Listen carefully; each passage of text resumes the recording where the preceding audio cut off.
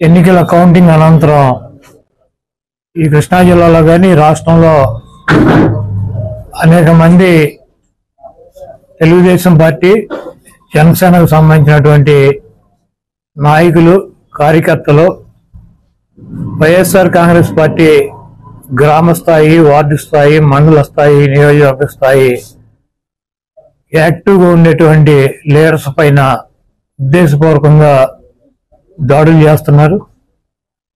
అదేవిధంగా వాళ్ళ ఇళ్ళకెళ్ళి ఇళ్ళు పగలు కొడతాం, కార్లు పగలు కొడతాం, అర్ధరాత్రులు వెళ్ళి వైఎస్ఆర్ కాంగ్రెస్ పార్టీ శ్రేణుల్ని భయపెట్టాలి, ఈ వైఎస్ఆర్ కాంగ్రెస్ పార్టీని డిస్టేజింగ్ చేయాలని చెప్పి పెద్ద ఎత్తున ప్రయత్నాలు చేస్తున్నారు.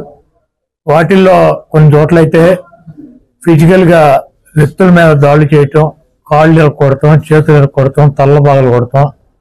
అదేవిధంగా ఈ గ్రామాల్లో కానీ ఇక్కడ కానీ మీరు ఉండకూడదని చెప్పి వార్నింగ్లు ఇవ్వటం అనేక రకాలుగా చేస్తున్నారు.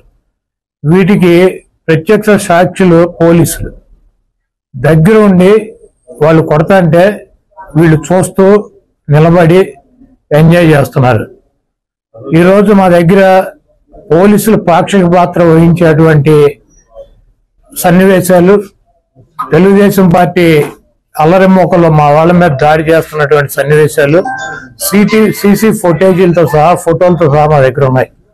మేము ఎస్పీ గారికి కానీ లేదా లోకల్గా ఉన్నటువంటి పోలీస్ స్టేషన్లో కానీ కంప్లైంట్ ఇచ్చినా, ఒకవేళ మాకు ముందు సమాచారం ఉండి ఇలా గొడవ జరిగేటువంటి పరిస్థితి ఉందని చెప్పినా కూడా వాళ్ళు వచ్చి ప్రేక్షక పాత్ర వహించడం, అదేవిధంగా ఎటువంటి కేసులు కూడా కట్టినటువంటి పరిస్థితి లేదు.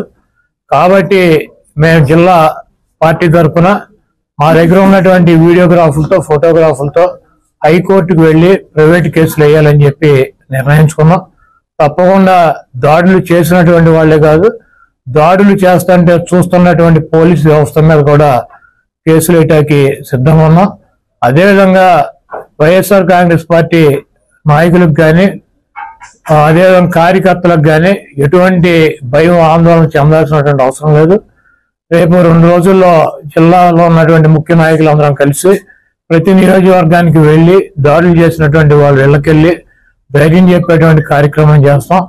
దీనికి జగన్మోహన్ రెడ్డి గారు కూడా మీరు ఎట్టి పరిస్థితుల్లోనూ కార్యకర్తలు కానీ, నాయకులను కానీ జరుగుతున్నటువంటి దాడుల్ని మీరు చూస్తూ ఊరుకోవద్దు, పార్టీ అంతా యాక్టివ్ అవ్వండి, అందరూ ఒక వేదిక మీదకి వచ్చి వాటిని తిప్పి కొట్టాల్సిన అవసరం మన మీద ఉందని చెప్పి ఆయన కూడా చెప్పారు. కాబట్టి పోలీసు వ్యవస్థ ఒక అసమర్థమైనటువంటి వ్యవస్థగా ప్రేక్షక పాత్ర వహిస్తున్నటువంటి ఈ పోలీసు వ్యవస్థకి మరి మా నుంచి ఈ తెలుగుదేశం పార్టీ గోండాల నుంచి మా పార్టీ నాయకుల్ని, కార్యకర్తల్ని కాపాడుకోవటానికి మేము కూడా 2 రోజుల్లో రోడ్డు మీదకి వచ్చి ఎక్కడైతే మా వాళ్ళ మీద దాడులు జరిగినా, ఎక్కడైతే మా వాళ్ళని ఇబ్బంది పెడుతున్నారో ఆ ప్రాంతానికి వెళ్తాం.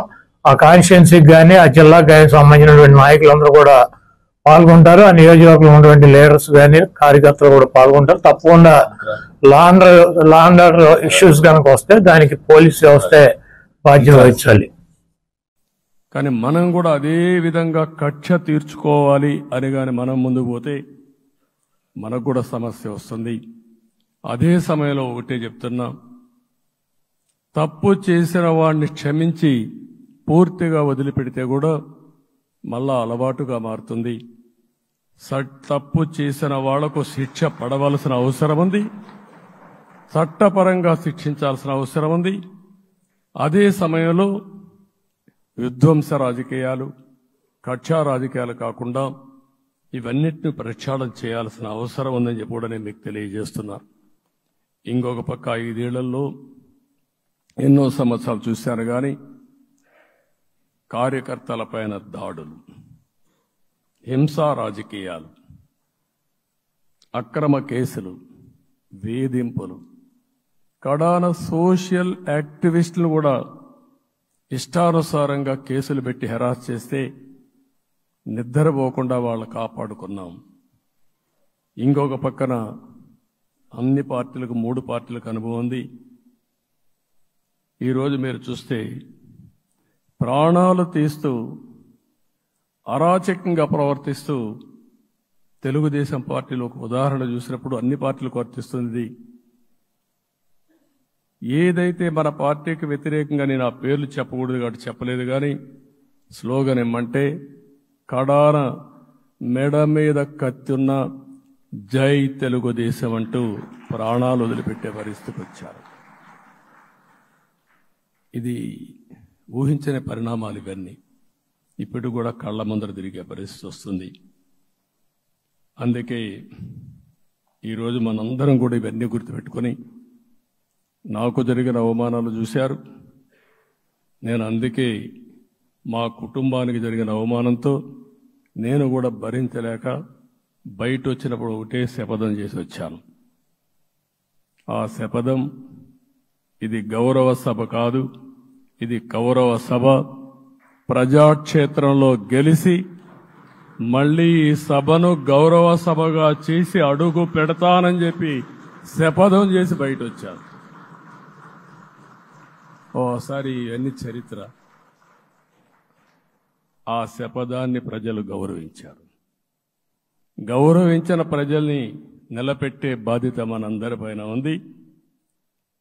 సభను కూడా ఎన్నోసార్లు పవన్ కళ్యాణ్ గారు చెప్పారు, భవిష్యత్తులో ఆంధ్రప్రదేశ్ శాసనసభని ఒక గౌరవ సభగా చేసి ప్రజా సమస్యల్ని చర్చిస్తామని చాలా స్పష్టంగా చెప్పారు. అలాంటి బ్రహ్మాండమైన వాతావరణం క్రియేట్ అవుతుంది. దానికి ఒక శాసనసభాపక్ష నాయకుడిగా నేను హామీ ఇస్తున్నా. మళ్ళీ ఈ సభను గౌరవ సభగా, ఈరోజు మన పరిపాలన ప్రజా పరిపాలన, ప్రజా ప్రభుత్వంగా మనం ముందుకు పోవాల్సిన అవసరం ఉంది. ముందుకు పోతామని చెప్పి కూడా నేను మీకు తెలియజేస్తున్నా. ఇంకా కిందికి డెప్త్కి వెళ్తే గవర్నమెంట్లో ఏముందో ఇప్పటికి తెలియదు, ఎంత అప్పు ఉందో తెలియదు, ఎక్కడెక్కడ తెచ్చారో తెలియదు. ఇవన్నీ కూడా డెప్త్కి వెళ్ళినప్పుడు ఎన్ని లక్షల కోట్ల అప్పు ఉంది, ఏదేది తాకట్టు పెట్టారు, ఆర్థిక వ్యవస్థ ఏ విధంగా చిన్నాభిన్నం అయిపోయింది, ఇవన్నీ కూడా అధ్యయనం చేసుకోవాల్సిన అవసరం ఉంది. ఇరిగేషన్ రంగాన్ని పూర్తిగా నిర్వీర్యం చేశారు. రాష్ట్రానికి అతి ముఖ్యమైన ప్రాజెక్టు పోలవరం. కేంద్రం క్లియర్గా పోలవరానికి సహకరించారు. నాకు ఇప్పుడు కూడా జ్ఞాపకం ఉంది, 2014 కంటే ముందు నేను ముఖ్యమంత్రి అయ్యాను, ఎంపికయ్యాను, ఢిల్లీకి వెళ్ళాను. ఢిల్లీకి వెళ్ళినప్పుడు 7 మండలాలు తెలంగాణలో ఉన్నాయి. పోలవరం ముంపుకు గురి అయ్యే 7 మండలాలు తెలంగాణలో ఉన్నాయి. ఆ 7 మండలాలు అక్కడుంటే జూన్ 2వ తారీఖున నోటిఫికేషన్ వస్తే ఆ తర్వాత తెలంగాణ అనుమతి ఉంటే తప్ప, పునరావాసానికి ఒప్పుకుంటే తప్ప మనం పోలవరం కట్టే పరిస్థితి లేదు. ఆ రోజు రాజ్నాథ్ సింగ్ గారు పార్టీ అధ్యక్షుడు. అదే మాదిరిగా ఆ రోజు వెంకయ్య నాయుడు గారు కూడా యాక్టివ్గా ఉన్నారు. నేను ఒకటే కోరాను, ప్రజలు నన్ను ఎంపిక చేసుకున్నారు, ఇక్కడ మనం ఎన్డీఏ వచ్చింది, ఈ ప్రాజెక్టు పూర్తి కావాలంటే ఆ 7 మండలాలు ఆంధ్రప్రదేశ్ రాష్ట్రానికి ఇస్తే తప్ప పూర్తి కాదు. మీరు 7 మండలాలు ఇవ్వకపోతే నేను ప్రమాణ స్వీకారం చేయను, నాకు ఈ పదవి వద్దని ఆ రోజు చాలా స్పష్టంగా చెప్పాను. ఇది ఎప్పుడు కూడా చరిత్రలో ఎప్పుడు జరగని విషయం. ఆ రోజు ప్రధానమంత్రి గారు నరేంద్ర మోడీ గారు ఇవన్నీ ఆలోచించి ఫస్ట్ క్యాబినెట్ మీటింగ్లో పెట్టి ఒక ఆర్డినెన్స్ ఇచ్చి ఆ 7 మండలాలు ఆంధ్రప్రదేశ్కి ఇచ్చి తర్వాత పార్లమెంట్ సమావేశాలు పెట్టుకున్నారంటే అది ఒక చరిత్ర. అంటే ఆ రోజు కానీ కేంద్రంగాన 7 మండలాలు ఇవ్వకపోయుంటే పోలవరం ప్రాజెక్టు ప్రారంభమయ్యేది కాదు. అన్ని కష్టాలు పడి మళ్లీ డబ్బులన్నీ కోర్టులో ఉండే కేసులన్నీ విత్డ్రా చేయించి అన్నీ చేయించాం. 72% పనులు పూర్తి చేశాం. ఈరోజు మళ్లీ మొదటికి వచ్చింది. డయాఫామ్ వాల్ పూర్తిగా కొట్టుకోబోయే పరిస్థితికి వచ్చింది, డ్యామేజ్కి అయ్యే పరిస్థితి వచ్చింది, ఎక్కడుందో తెలియని పరిస్థితి. మళ్లీ కేంద్ర సహకారంతో రాష్ట్రానికి అతి ముఖ్యమైన ప్రాజెక్టు పోలవరం. దీన్ని పూర్తి చేసే బాధ్యత, దీన్ని పూర్తి చేసి నదుల అనుసంధానం చేసి మన అందరం ప్రతి ఒక్క ఎకరాకు నీళ్లు ఇవ్వగలిగితే దానికంటే బ్రహ్మాండమైన కార్యక్రమం ఏమీ ఉండదు. వ్యవసాయ రంగం స్టెబిలైజ్ అవుతుంది. ఇది సాధించడానికి అన్ని విధాలా కష్టపడతామని చెప్పి కూడా నేను మీకు తెలియజేస్తున్నాను. ఇంకొక పక్క వ్యవసాయ రంగం పూర్తిగా సంక్షోభంలో పడిపోయింది. రైతులు అప్పుల పాలయ్యారు. 5 ఏళ్లలో 9 సార్లు కరెంటు ఛార్జీలు పెంచారు. ఈ విధంగా ఇవన్నీ కూడా ఇంకొక పక్క మీరు చూస్తే అమరావతి 10 సంవత్సరాల తర్వాత మన రాజధాని ఏదంటే చెప్పుకోలేని పరిస్థితి.